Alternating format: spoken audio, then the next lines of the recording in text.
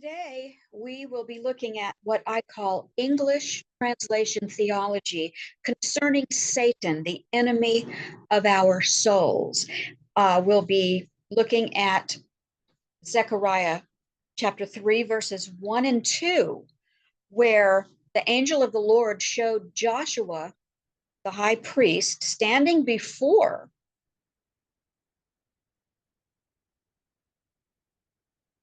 the angel of the Lord and Satan, who was standing on their right hands to resist them.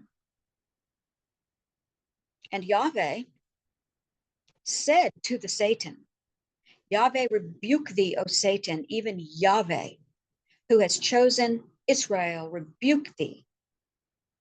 Now, this is an interesting passage because Jude quoted Michael using the same words to the adversary when contending over the resurrected body of Moses, or the dead body of Moses when he was about to be resurrected. That's for another video.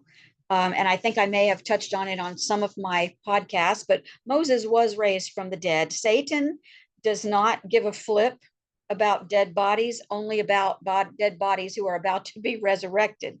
All right, so Satan, more commonly pronounced as Satan, means adversary.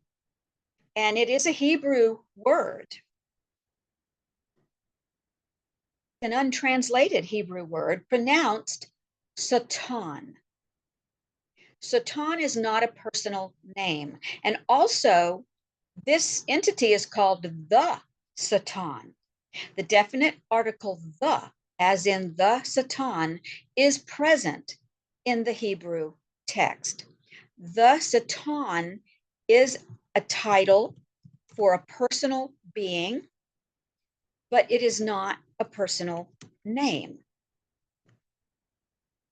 The identity of the being, known only as the Satan in Hebrew and the diabolos in Greek, both words mean adversary. And the identity of this being is a mystery, believed by some to be Hellel, H-E-L-E-L, translated as Lucifer in Isaiah 14:12. Now, the word Lucifer comes from the Latin translation and is not present in the Hebrew text. Most of us don't know this. The reason Lucifer has been understood to be a proper name of the devil has to do with the Latin translation of the Hebrew name Hellel, or term. Lucifer means light bearer, or Lucifero in the Latin. And the Latin title became a popular name for the devil, or this evil figure, Lucifer.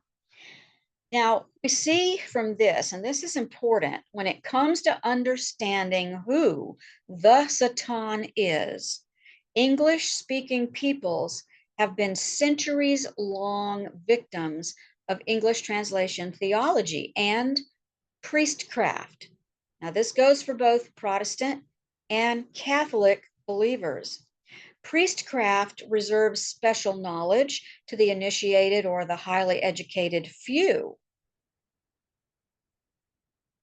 And in Christianity, this means special knowledge of what the biblical texts actually say or do not say. And the way they reserve this knowledge to themselves is through their translations and their scholarly articles.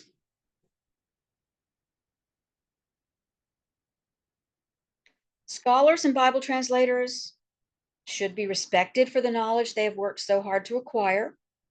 But concerning biblical text, they should never be permitted to be the gatekeepers of our biblical knowledge.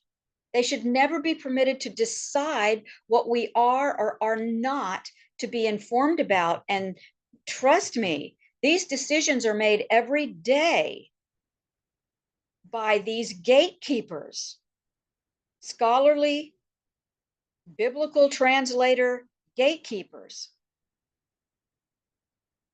And they know exactly what they're doing. They figure we can't, honestly, they either don't want to take the trouble to explain, they leave things out of the translations that should be in the translations, they add things to the translations that should not be there. This is more common than the average believer knows. Now, that being said, read your Bibles. You know, God promised he would preserve his word to every generation. That includes us.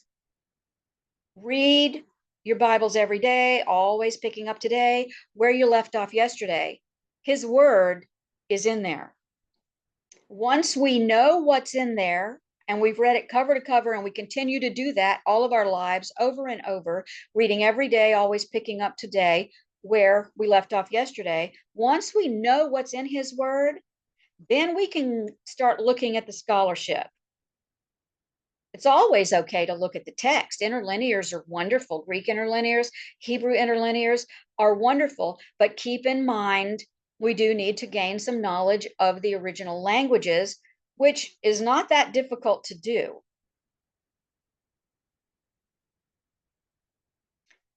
All right, so as I said, fortunately, in these last days, when knowledge is increasing exponentially, and this was prophesied in Daniel 12:4, biblical knowledge as well has become readily available to every hungry heart. Every believer now has opportunity and means to compare texts and scholarship, to become Bible scholars and learn for ourselves. Most of us have phones. We can look up interlinears on phones. There are just any number of ways to do this. Go to the public library, log on, read the Bible, find the interlinears, compare what you know from reading the Bible to what the scholars are saying, and decide if they're saying right or saying wrong. But I have the big picture. That's why I always encourage, know your entire Bible, read it cover to cover, over and over, every day of your life. Just keep going through it. Now, in Zechariah chapter 3, verses 1 and 2, the adversary, the Satan, as opposed to other lesser adversaries, is standing on the right hand of Joshua and the angel of the Lord to be an adversary to them both. The Hebrew text clearly shows that it is both the angel of the Lord and Joshua who the Satan is being an adversary to. And in this passage, Joshua represents God's people, Israel. And we're talking Jacob, physical Israel. Not talking about the outcalled, more commonly known as the church. I don't use the word church anymore. It is a hierarchical, made up term. It isn't found in the Greek. Jesus called us the outcalled. He called us his outcalled. He builds us up individually and corporately upon this rock of revelation. He said, I will build my outcalled. And he builds us individually and corporately into one body. But there is no such thing as a hierarchical organization known as the church.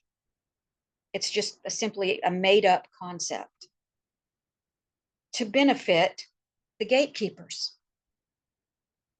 Now, the Satan is first the adversary to the Almighty, and as such is adversary to every human being, because we are all created in the image of God, in the image of our Creator. Yahweh himself rebukes the Satan in Zechariah chapter 3, and he uses the words, he refers to himself as a third person because Yahweh is the Godhead.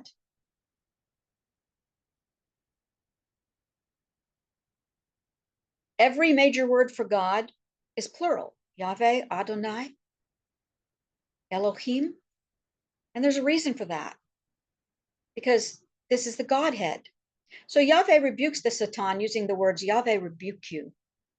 These are the same words used by Michael as quoted by Jude when Michael contended with the Satan, the Diabolos, over resurrecting the body of Moses. The adversary opposes resurrections. He doesn't give a flip about dead bodies. The Satan is called the diabolos in Greek. It means the adversary. The Satan and the diabolos are one and the same being.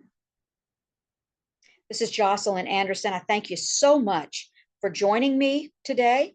And I ask, if you have not subscribed, please subscribe to my channel. Share it with your friends on social media if you've gotten anything at all out of this or any other of my podcast. And I will look forward to joining you again the next time.